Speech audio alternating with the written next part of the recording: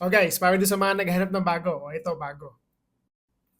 So guys, ito mainit-init pa. So last week lang to ha. Sabi dito guys, the world's biggest IP Pokemon is rumored to launch its own cryptocurrency with NFT integrated on Sui blockchain. So hindi na to basta laro lang guys. So pwede na tayong kumita dito sa all-time favorite natin nung bata tayo. So mainly ang focus ng Pokemon guys is to explore yung Web3 gaming na tinatawag. Tapos based guys dun sa mga leaks tsaka sa mga blog posts na dinilit. So parang NFT trading cards ang direction niya mismo. So exciting yun. So parang trading cards pa din guys yung direction ni Pokemon pero this time NFT. Ang good news guys, tied up to dun sa tinatawag na real world locations and events. So ang galing, di ba?